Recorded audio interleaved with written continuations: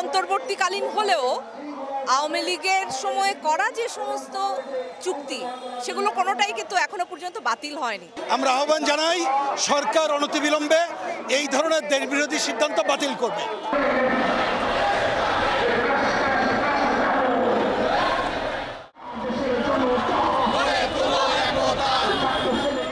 চট্টগ্রাম বন্দর বিদেশিদের দেওয়ার সব চক্রান্ত শেষ হয়ে গেছে।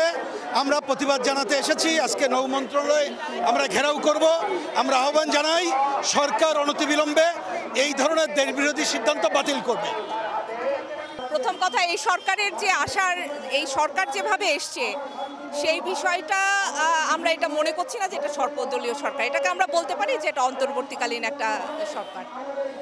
দ্বিতীয়ত হচ্ছে মানে সরকার অন্তর্বর্তীকালীন হলেও আওয়ামী লীগের সময়ে করা যে সমস্ত চুক্তি সেগুলো কোনোটাই কিন্তু এখনো পর্যন্ত বাতিল হয়নি, বরং কিছু কিছু জায়গায় এগুলো রিনিউ করা হচ্ছে, কিংবা আরও কিভাবে সুযোগ সুবিধাটা দেওয়া যায় এই জিনিসগুলো চিন্তা করা হচ্ছে।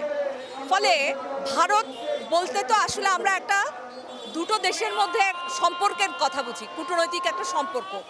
যেই জায়গাটা থেকে আমরা মনে করি ভারত একটা সাম্রাজ্যবাদী দেশ হিসেবে আমাদের কাছ থেকে সুযোগ সুবিধাগুলো আসলে নিচ্ছে, আমাদেরকে কাবু করেই।